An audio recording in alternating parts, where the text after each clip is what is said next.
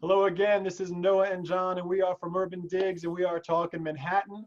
And we're here again. We're going into the second week of this Corona no showings order situation, Johnny. Yep. The It market pause, as it's called. Or pause. It feels like this has been a lot longer than a couple of weeks for some reason, or 1 week actually. Well, I think it's officially now the second week, but it feels like we were making our way toward a full-on pause for a lot longer than 2 weeks ago. Yeah, that's true. That's why it feels like this has been a while. But anyway, I want to just point out to people really quick, I'm on my UrbanDigs system here, and I have this market pulse, which is usually our barometer of the market, and it's rising.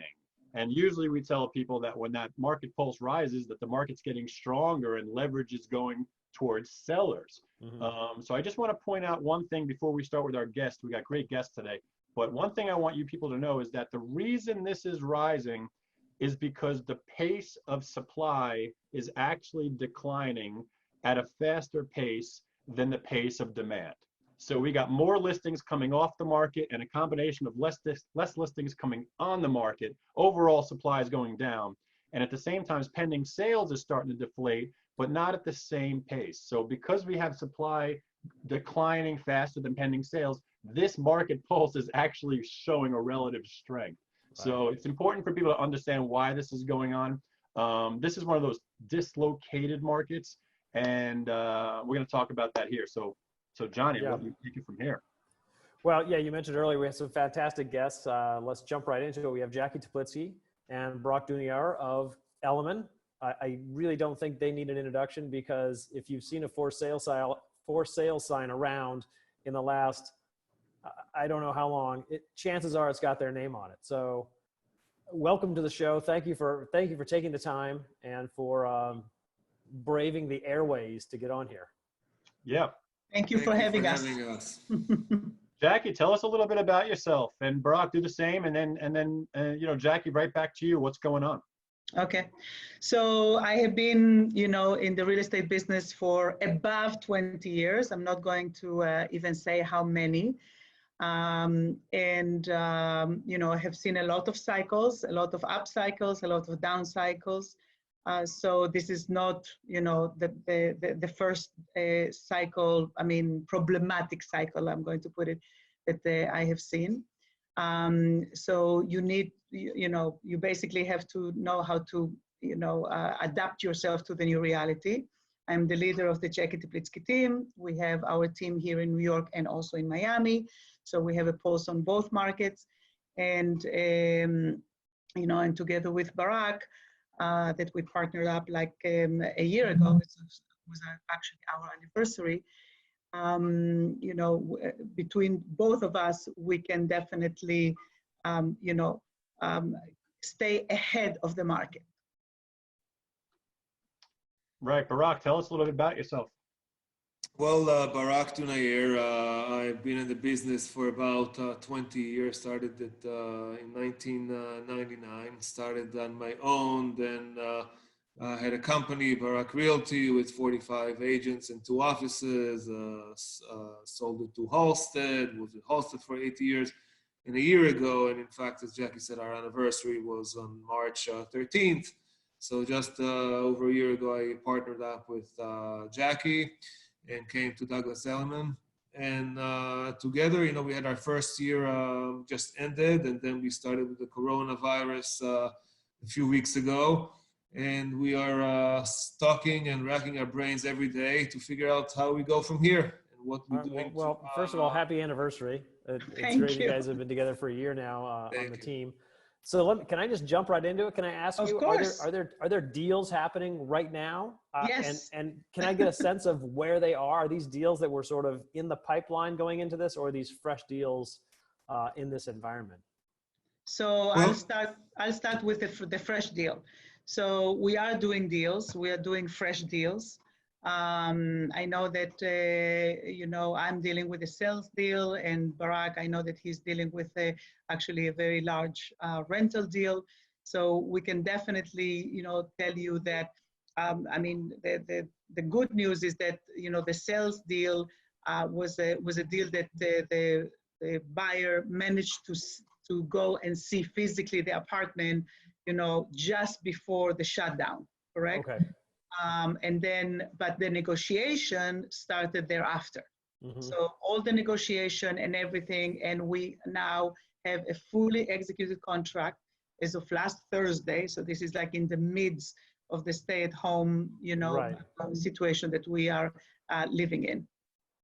Wow. Hey, Jacky, without giving details, is there any kind of color you can give us in terms of like what kind of deal this guy got, this buyer? I mean, relative to what it was like before this situation hit? Yeah, so look, definitely the buyers have more leverage right now, and you have to be much more creative in order to also make the buyer feel that what they are doing correct. I wouldn't expect from any buyer right now to come and say, oh, I'm paying full ask, and I'm going to pay the flip tax and all of the above. So you basically have to think about right now, if you want to make a deal in this market, is what are the things that are more painful for the buyer, correct? And to make a list. Like if there is a flip tax in the building, if there is the mansion tax, if there is a extended closing date, if there is any expenses that have to come out straight from their pocket that cannot be financed, correct? So all of those are the most tangible things that you can deal with. So that's exactly what we did. We made a list of all the tangible things and we quantify them, correct? We put numbers attached to that. And then we said, okay, what are we going to ask for? This is besides the negotiation on the price. So the negotiation on the price is one thing. And then the question is, what else are you going to ask in addition to the negotiation of the price? Right. And what did the seller have any, I mean, were they battling it or were they amenable? No, I mean, at the beginning, they were battling it. As days went by, and it was very clear to everybody that this situation was going to get prolonged. I even told the buyers, I said, let's pause a little bit the negotiation, correct? Let's go slower. Let's see what happens day by day, and then we'll decide when to go back to the sellers and ask for this, because there is a lot of psychological effect, correct? Nobody knew if this was going to go for 2 weeks or if it was going to be prolonged more. Yeah, well, that's actually really interesting. I'm curious, how did you come up with this plan? Is this something that you do on a normal basis? You kind of run through all these things for your buyers, or is this sort of like, you and Barak got together and said, all right, we got to get this deal going. What are the things the buyer's going to worry about immediately? So I had a flashback, and I discussed it with Barak. My initial flashback when all of this started was September 11. Okay. And I remembered clearly that most of the brokers between September 11 to December of 2001 did not do anything. Like everybody froze, and it was like, okay, we're going to wait it out and see what happens. And at that time, I was at Corcoran, and Barbara Corcoran remembers, I think, my words till this day. I said, no, that's wrong. We can make a difference in this market, and we have to do something about it. So, Barak and I put our brains together and said, okay, if that's our strategy, okay, how can we help making deals happen? Right. And that's what you got to do, right? You got to think outside the box here. Barak, what's going on with your sellers? How many listings you guys got? I think 12 listings now for sellers and another 5 or 6 for renters. It's really case-by-case basis. We even got one new exclusive that was signed yesterday. Yes. Okay, which is not, they're looking to put it on the market right now. I would say most of our sellers just take a wait and see attitude. I mean, obviously, we all know while we're still doing deals, like the big rental deal I'm negotiating right now, that they've never seen the property, but they know the building well, right? They've been in the building many times, and probably after, if we're able to meet terms, they're going to, I'm going to give him like a Zoom showing or something like that. But in general, some of the sellers are wait and see. Some of them, if they're looking to list today, we're looking for ways to make it happen for them. Some of them are a little bit more negotiable, right? Making it more concessions on those deals, and it's really case by case basis. Yeah, well, I'm curious to your reaction on Rebney's order of basically stopping days on market to basically allow properties to stay on the market and not get counted. And I'm curious, has that changed any of the mindset of your sellers to say, you know what, I'm not going to rush into hitting a low bid. I'm going to basically stay on and let this pent up demand, hopefully come to me? I think I don't think that it changed that part. I think that what actually helped, and first of all, it's a very welcome strategy. So we are very thankful for that. That Street Easy also is doing it, because the thing is, and Noah alluded to that at the beginning of the opening of this broadcast. You said it looks like supply is off, but supply is off because a lot of the brokers are telling their clients to take the apartments off the market, not because the apartments are really off the market. So what we are telling our clients, we are not telling our clients to take the apartments off the market. Because of this change, we're telling them now, the enemy is not time. Right. Correct? So there is no counting. So therefore, you are not being hurt by it. Now, it's our job as brokers to find ways to still market your apartment. And Barak can tell you what we just had a team meeting where we're trying to, change even the way that our listings, appear on the market. So Barak, if you want I would have loved to have been a fly on the wall in that meeting. I would love to hear that. Okay, so look, I mean, you asked about, I want to chime in about the question on the sellers. How are they reacting to the days on the market that's not really listed anymore?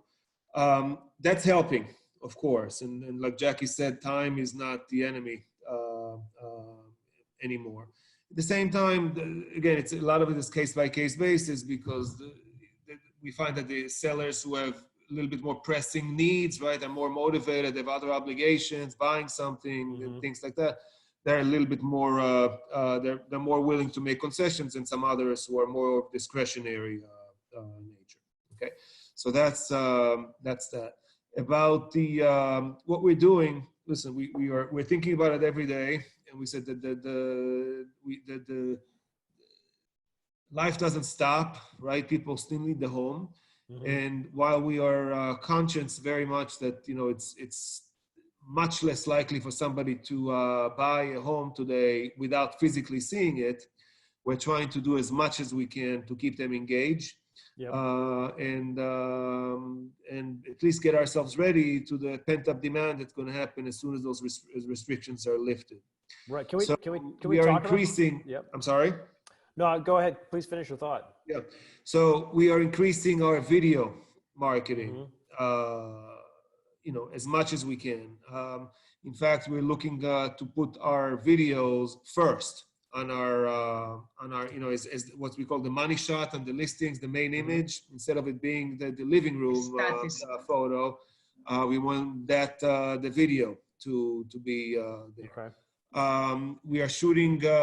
We've been shooting all of our listings professionally up till now. But then about a week ago, there's some listings that we just couldn't get them shot on time.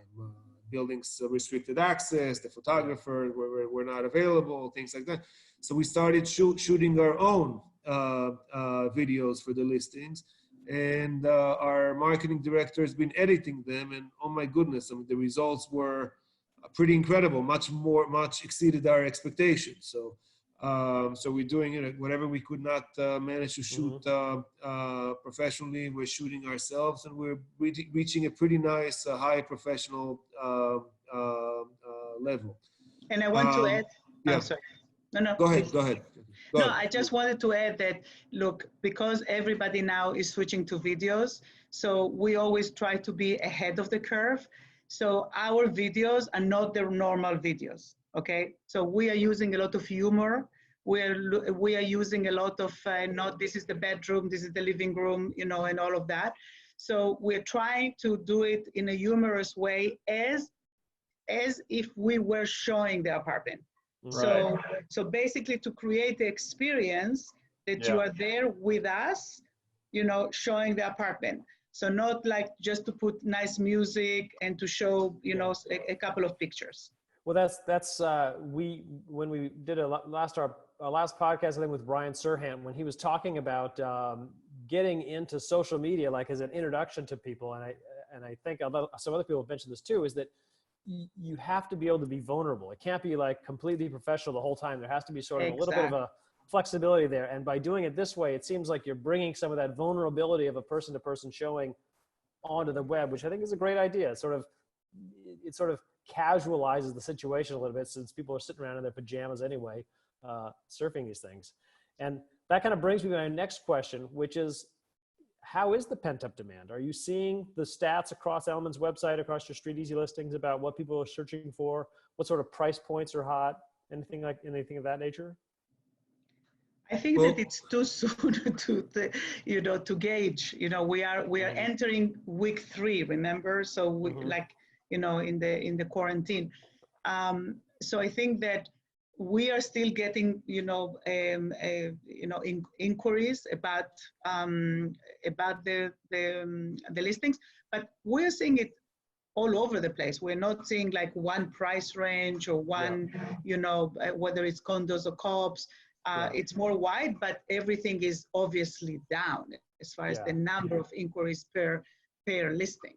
Yeah, because I have this theory that there's going to be a baby boom next spring. So I have a feeling that everyone out there who's in a studio or one bed is like suddenly like, man, what do the 2 beds look like? Because A, we're all driving each other crazy, and B, we're going to need more space. So I'm curious to see if that's actually the case. Hey, I got a question.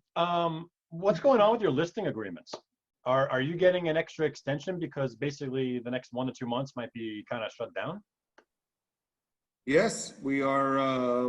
When everything that's getting expired, obviously the time on the time on Street Easy is now not ticking, but the time on our listing agreements is. Right. And when something gets expired, we ask for an extension, and we wait until we're able to continue to show it. But again, the listings do not fall off our website unless the seller specifically for some reason wants to take it off. Right. We continue to market them. We continue to show them. All you need is one, and we need to keep people engaged until they'll be ready to buy. So definitely do that. Right. And let me ask you something else. Would you say that your sellers, I'm just curious to get a sense of how many of them are forced to sell or in a position that they have to sell. If you were to estimate, how many of your sellers would like accept the lowball bid in this environment versus how many are just biding their time and wait until we get through this and get back to where we were before? Is there any percentage of your sellers that you think would entertain a 10, 15, 20% bid below? Not right now. I don't think anybody of our sellers will entertain that right now. No. This is what I'm hearing. And also, but we also want to preface something. You know, Barak and I are very, we are very tough with our sellers on the pricing to begin with. Right. Okay, so when we price anything, we go through so many sets of data that, we price them to sell. Now, it's true that we were pricing everything that we priced was priced to sell prior to the coronavirus. I think that right now there is not enough data even to advise anybody about new pricing, correct? So I think that right now it's about, how can we still, push the listings? How can we still create a dialogue? And, and another tool besides the videos that we're doing is we have a very good newsletter that we send. So usually we used to send it once a month. Now we're trying to do it once a week, correct? So, but once a week with relevant information. So if there is data of, and that's going to take a couple of months till you have the new data of this new market, let's say. Yeah. I think it's going to take more than a couple of months. It can take even 6 months until we get the new comps. Yeah, Yeah, I we're not going to get the pricing. Unless somebody is really panicking right now and needs to offload something and an opportunistic buyer will take advantage. Yeah. Then there's really you don't know what the market is today. But none of our sellers right now is panicking and ready to take such low bids. Yeah, and I remember the last podcast we did with you guys, you went into your pricing detail, and I remember it was just layer after layer after layer of data to get those prices. So I can imagine now it's always tricky to arrive at the market's price, even with data. So here we are without data. It must be a whole new ball game. And I'm curious, if you get a seller coming to you today out of the blue with comps or no comps, I mean, what's your advice to them? Is your advice to wait until this is over, put it on the market, or does it entirely depend on the property and their situation? I think it depends on the property and the situation. Again, we said we had one listing right now. We have, just like we have people who are waiting right now to list until we can at least show the places. Yep. One listing right now that wants to list today for reasons that the sellers have that they want to rush it. So it's case by case basis. But we are not advising those people not to put their apartments on the market. First of all, we live right now in a complete unpredictable world and situation. So we don't know.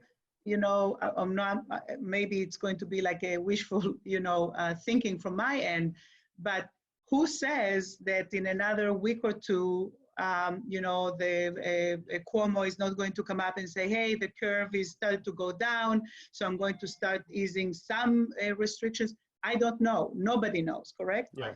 So, so what I'm saying to our sellers is, because we don't know, we should continue. Unless you're telling me, oh, I don't care if it goes on the market, in the summer or in the fall. But if right now you feel that strongly that you want to put your apartment on the market, let's put your apartment on the market, and then again, it's upon us more to try and see how are we going to, basically sell your apartment. We have our own database. We have our own database of brokers that sell in a specific neighborhood, sell in a specific building. We can make phone calls. We can do all of the above to try and sell the apartment. And we'll see where it leads us. And I agree. And I think you know what, Jacky and Barak, I think sellers know this. I think sellers understand what's going on. I mean, how could they not? How could they not understand what's going on? I mean, everyone's isolated in their homes. They know they're not going to have open houses. They know that no one's going to be able to showings. They got to know that buyers are going to be opportunistic in nature and probably bidding low. So I totally agree with you. Put your listing on the market, see what's going on. And I think that, one of the best conversations an agent can have is just be completely upfront with that seller and make sure they acknowledge what the situation is. We're listing your apartment in a time when we're doing virtual showings, and we don't really know where deals are happening yet. So for the next couple of months or wherever this is, hopefully it's sooner rather than later, your expectations should be managed accordingly. Right. I also think that there is a lag of time between what is happening, right now and what will happen in another 2 or 3 weeks. Look, we're all humans, correct? So the first 2 weeks, we were all in shock. This is happening to us. We had to get reorganized. It took everybody time to reorganize their new schedule, their new routine, their kids, their workout, everything, correct? Now we are just into, going into week 3. So as the weeks go by, maybe even the buyers are going to adjust their thinking and are going to say, you know what, we have now to be creative because we will need an apartment to buy. Let's see what can we do in order to see virtually or via Zoom or whatever, that apartment. I think that there's going to be an evolution as time goes by, because everybody will have to get readjusted to a new reality. Yeah, and I think that's a great point. I mean, John, do you have any other questions here? I was going to just basically point in there that we have 72 contracts signed in the last week. We have 67 listings in the last week. 67 listings, 72 contract signs. So we're in that thinly traded market, like they're saying. Right. No, and I think the you know, we're getting short on time here, so I just want to kind of start to wrap this up a little bit. But, you know, I think the one piece of advice that not a lot of people are talking about right now, because mainly people are focused on what are the buyers doing, what are the sellers doing. But I'm curious, what about past clients? What are you telling past clients, people that bought in the last 5 to 10 years, maybe last year, who are probably sitting at home thinking, oh my gosh, is my house now worth half? Like, what kind of information are you talking to these guys about? We listen, first of all, we reach out to our clients a lot more right now. Yeah. As we mentioned, we doing our face-to-face, you know, not face-to-face, but we call much more. There's more time to do that. We increase the frequency of our newsletter. We just communicate. The other thing is, I don't know if, I haven't talked to anybody the last few weeks that says that their apartment is now worth half what it was before. Yeah. Okay. I think that's, again, real estate doesn't move nearly as fast as the stock market. Stock market, within one day, you can see what things are worth. Real estate takes comps with at least 6 months until the new contracts are going to start come in and close, and we know what the pricing are. So we think a lot of people are just, well, they take a wait and see period, and they're cautiously waiting. People also tend to be optimistic that the other side of this, whether it takes a few weeks, a few months, there'll be people still need a home, people get married and divorced and get born and die, and all those things in the world will continue, and real estate will continue also. Yeah, and I agree on that. And listen, on that note, we're going to end here. Guys, thank you so much for your time. Thank you. Jacky Teplitzky Barak, thank you guys so much. I appreciate it. This is a week-by-week situation. It's fluid, and we're going to keep reporting on it. So stay safe, guys. Thanks for sharing your thoughts. Stay healthy. Stay healthy. Stay healthy. Yeah, stay safe. true. Thank you for the first responders. And this is Noah and John from UrbanDigs. We'll talk in Manhattan, and we're going to catch you next time.